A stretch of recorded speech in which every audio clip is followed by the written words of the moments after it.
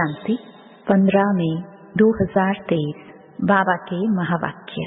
मीठे बच्चे, चलते फिरते विचार सागर मंथन करो। यह ज्ञान मंथन ही बुद्धि का भोजन है। विचार कर सर्विस की नई नई युक्तियां निकालो। प्रश्न: ज्ञान अमृत धारण करने व कराने की शक्ति किन बच्चों में आती है? उत्तर: जो बाप का बनते ही पवित्रता की पक्की प्रतिज्ञा करते हैं। बाबा कहते, बच्चे याद रखना, अगर इतना सुनते भी पवित्र नहीं बनेंगे तो बुद्धि का ताला बंद हो जाएगा। एक कान से सुनेंगे, दूसरे से निकल जाएगा। बाप का बने हो तो गंदगी को निकाल दो। उल्टा कर्म किया तो गला घुट जाएगा। ज्ञान सुना नहीं सकेंगे, इसलिए सावधान। गीत: तूने रात गवाई सो के। ओम शांति। अब बाप बैठ बच्चों से पूछते हैं कि बच्चे, बेहद के बाप को अच्छी रीति से जाना है, पूछना पड़ता है, नहीं तो पूछने का कायदा नहीं है। सब जानते हैं वह हमारा मात पिता है। मात पिता मिले तो हो गए आस्तिक। मात पिता जिससे सुख घनेरे मिलते हैं। सत्युग में तो है ही प्रारब्ध, वहाँ आस्तिक व नास्तिक का तो सवाल ही नहीं उठता। आस्तिक नास्तिक जानना न जानना संगम पर होता है। बच्चे अब जानते हैं, जो कल नास्तिक थे, बाप और बाप की रचना को नहीं जानते थे, वही अब आस्तिक बने हैं। बाप को और अपने 84 जन्मों को जान गए हैं। कल नहीं जानते थे, आज जानते हैं। कल और आज कहाँ जाता है ना।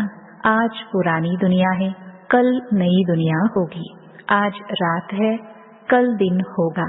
वास्तव में भारतवासियों को तो अपने बाप को जानना चाहिए। भारत में ही सोमनाथ का मंदिर है, शिव जयंती मनाई जाती है, परंतु यह कोई नहीं जानते कि शिव बाबा कब आया था। सोमनाथ जो नाम पड़ा है, उसने कब आकर ज्ञानामृत पिलाया था। अब तुम बच्चे जानते हो, हम बाबा द्वारा आस्तिक बने हैं। बाप ने अपना परिचय बैठ दिया है। बने बनाए ड्रामानुसार परिचय मिलता भी है संगम पर। बच्चे जानते हैं, आज नरक है, कल स्वर्ग होगा।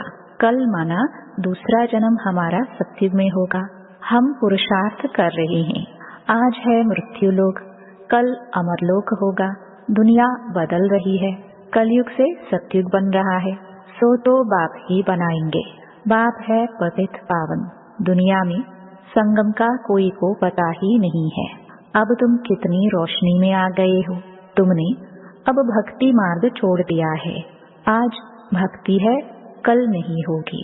ऐसे नहीं, आज भक्ति है, कल फिर ज्ञान होगा। नहीं, भक्ति तो आधा कल्प चलती है। ज्ञान एक ही बार मिलता है और सद्गति हो जाती है। बाप एक ही बार आकर सबकी सद्गति करते हैं, इसलिए गाया हुआ है पतित पावन सद्गति दाता। उनका जन्म भी भारत में होता है, परंतु भारतवासी जानते नहीं हैं कि यह निराकार शिव बाबा का मंदिर है। कहाँ ज्योति का मंदिर है।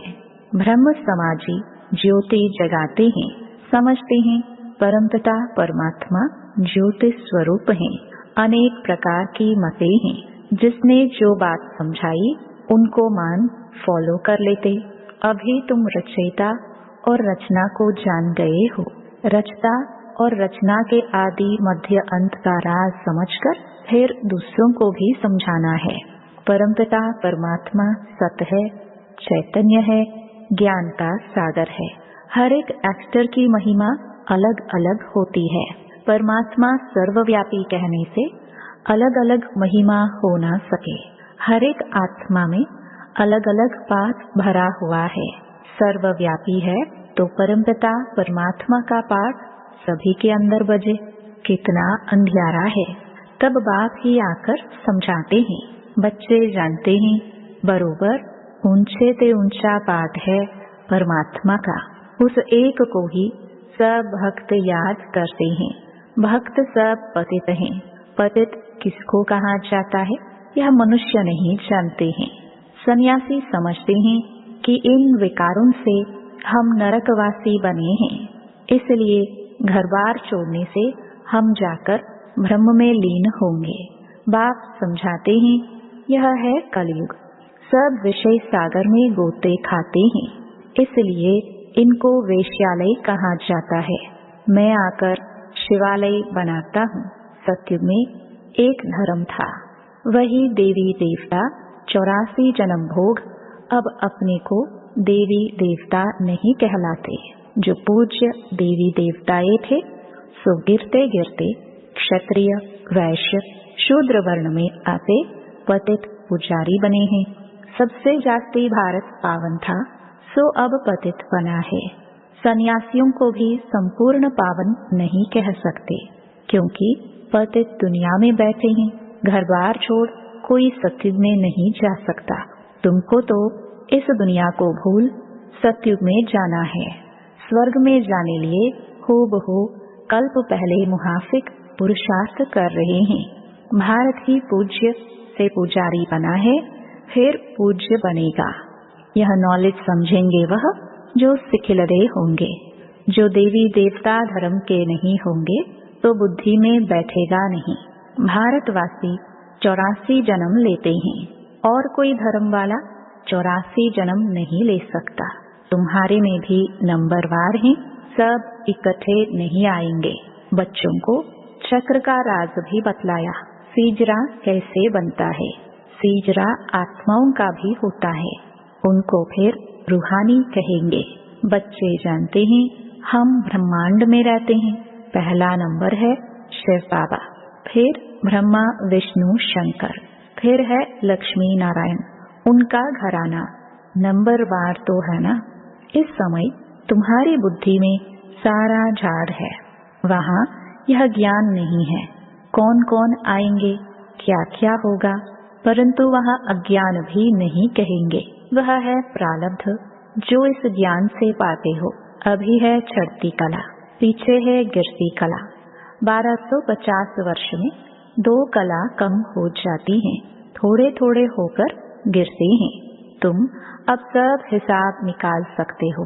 पहले है धुर, फिर फाउंडेशन निकलता है। अब तुम बीज और झाड़ को अच्छी तरह जान चुके हो। अब तुम बाप द्वारा नास्तिक से आस्तिक बन गए हो। बाबा ने समझाया है, फादर शोज सन, टीचर शोज स्टूडेंट। पहले गुरु शोज फॉलोवर्स, फॉलोवर शोज गुरु। यहाँ तो तीनों ही एक बाप है, वह है रचयिता। जरूर नई दुनिया रचेंगे। स्वर्ग में लक्ष्मी नारायण राज्य करते थे। उन्होंने यह वर्षा कहाँ से लिया? किसने ऐसा कर्म सिखलाया जो इतना ऊंच पद पाया? अब बाप कहते हैं तुमको ऐसा कर्म सिखलाता हूँ जो तुम सो देवी देवता बनेंगे। स्वर्ग में तुम बहुत मालामाल थे, बाप से ही वर्षा लिया था, तो जरूर बाप ने ही आकर भारत को स्वर्ग बनाया है। बाप कहते हैं बच्चे चलते फिरते ऐसे विचार सागर मंथन करो। यह बुद्धि के लिए फूड खाना है, बाबा की दिल है। यह गोला बहुत बड़ा बड़ा बनाना चाहिए। चक्र पर किसको भी समझाना बहुत अच्छा होगा।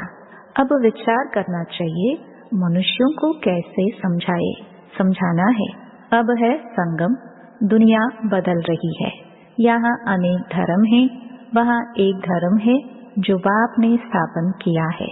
भारत का प्राचीन योग बहुत मशहूर है, तुम जानते हो। हम फिर से राजयोग भगवान द्वारा सीख रहे हैं। भगवान ही बेहद की हिस्ट्री ज्योग्राफी बताएंगे, मनुष्य मनुष्य को बता ना सके। यह बाबा कहते हैं मैं कुछ भी नहीं जानता था। बाबा अपनी महिमा नहीं करते हैं कि ऐसा था वैसा था। बाप कहते हैं यह भक्ति के कर्म कांड अब मत करो, अब भक्ति पूरी होनी है। रात के बाद दिन आएगा। अभी तुम बच्चे हो संगम पर, संगम पर ही नॉलेज मिलती है। बाप कैसे पहले सूक्ष्म वतन की रचना करते हैं, फिर प्रजापिता ब्रह्मा द्वारा नई सृष्टि रचते हैं। इनका ही मनुष्य सृष्टि सीख रहा है। इसको ही आदिदेव आदि देवी कहा जाता है। एडम ईव भी कहते हैं। अब माता पिता है तो सृष्टि कैसे रची? एडम को आदिदेव ब्रह्मा कहेंगे, परंतु वह क्रिएटर नहीं है, ऐसे नहीं समझते। परमपिता परमात्मा ने एडम द्वारा कराया। जरूर गॉड ही स्वर्ग का रचयिता है। वह है निराकार बाबा। हम आत्माएं भी निराकार हैं। यह शरीर लेकर पुनर्जन्म में आती हैं पाठ बजाने। निराकार बाप को भक्ति में याद करते हैं। वह परम धाम में रहते हैं। वह पतित पावन है। पतित दुनिया में आकर बच्चों को पढ़ाए पावन दुनिया में ले जाते हैं। इसलिए बाप भी है, टीचर भी है। बेहद की हिस्ट्री ज्योग्राफी पढ़ाते हैं। अब तुम मास्टर नॉलेजफुल बन रहे हो। अब बाप कहते हैं, बच्चे याद रखना, पवित्र नहीं रहेंगे तो कितना भी सुनेंगे, एक कान से सुनेंगे दूसरे से निकल जाएगा। पहले पवित्रता की प्रतिज्ञा करो, नहीं तो पापों का बोझा कटेगा नहीं। पावन नहीं बनते हो तो और ही जोर से गिरते हो। बाप कहते हैं, याद रखना, अब पावन ना बने तो बहुत सजा खानी पड़ेगी। अज्ञान काल में इतनी सजा नहीं मिलती है, परंतु मेरे पास आकर प्रतिज्ञा कर, फिर पवित्र नहीं बने और छिपकर इंद्र सभा में आते रहेंगे तो बहुत दंड खाना पड़ेगा और ही पत्थर बुद्धि बन पड़ेंगे। फिर साधारण प्रजा में चले जाएंगे। मर्तबा भी नंबरवार है ना, ऊंचे ते ऊंचे भी बनते हैं तो नीचे ते नीच भी बनते हैं। यहाँ तो सबको दुख है, अचानक मौत हो जाती है। वास्तव में काल आना चाहिए पूरी आयु में। बरोबर भारत में कायदे अनुसार आयु पूरी होती थी। बूढ़े होते थे तो साक्षात्कार होता था कि अब फिर बच्चा बनेंगे। यहाँ तुम जानते हो, शरीर छोड़ बाप के पास जाएंगे। यह पुराना चोला उतारना है। बाप को घड़ी घड़ी याद करना है, बाबा बस हम आए कि आए। योग बल से आत्मा को पवित्र बनाते हैं। इसके लिए एक ही उपाय है, बाप से योग लगाना। फिर तुम सतो प्रधान पवित्र बन जाएंगे। योग लगाते लगाते अंत में योग सिद्ध होना है। बाबा कहते हैं, यह मेरा रथ है। लैंड लेडी कहो या लैंड लॉर्ड कहो, यह बड़ा विचित्र है। कैसे बाबा आते हैं, कहते हैं यह लैंड लेडी भी है तो प्रजापिता भी है। मुझ निराकार को शरीर जरूर चाहिए। हर एक को अपना अपना रथ है। मैं कैसे रथी बनूं? मुझे तो आना पड़ता है पतित दुनिया में। श्री कृष्ण तो पावन था, ड्रामा में यह रथ मुकर्रर है। मैं आता भी हूँ भारत में, ऐसे नहीं एक कल्प भारत में, दूसरे कल्प जर्मनी में आऊंगा। बात समझाते हैं, तुम तो कर्म योगी हो, कर्म करना पड़ता है। आगे पुरुष कमाते थे, माताएं घर संभालती थी। माताएं इतना पढ़ती नहीं थी। यह तो अब पढ़ाई शुरू हुई है। माताएं भी धंधे धोरी करती हैं। अब तुम बच्चों को अविनाशी कमाई करनी है। हर एक को बेहद के बाप से वर्षा लेना है। जो करेगा सो अपना पद पाएगा। इस पढ़ाई का पद 21 जन्म चलता है। यह पढ़ाई बाप बिगर कोई पढ़ा ना सके। पतित पावन भी गॉड फादर है। वही राजयोग सिखलाकर स्वर्ग में जाने के लायक बनाते हैं। अब 84 जन्म पूरे हुए। अब हम घर जा रहे हैं। यह भी याद रहे तो तुम प्रफुल्लित रहेंगे। बाबा अपना अनुभव बताते हैं, कोशिश करते हैं याद रखने की, परंतु फिर भी भूल जाते हैं। इसलिए बाबा कहते हैं रात को जाग कर प्रैक्टिस करो, फिर अवस्था स्थायी जम जाएगी। इसलिए कहा जाता है, हे नींद को जीतने वाले बच्चे, कमाई करो। हाथ पांव मुख से कुछ करना व बोलना नहीं है। आगे तो माला फेरते, राम राम जपते थे। माला का राज अभी तुम समझते हो। विजयमाला और रुद्रमाला। अब तुम सब पुरुषार्थी हो, इसको माला नहीं कहेंगे। रात को जागने से तुमको बहुत मजा आएगा। रात को 9 से 12 बजे का समय गंदा होता है, 2 बजे से है अमृत वेला। यहाँ तो एकदम गंदगी को निकाल दो। इतना सुनते भी अगर पवित्र नहीं बनेंगे तो बुद्धि का ताला बंद हो जाएगा, फिर किसको ज्ञान भी सुना नहीं सकेंगे।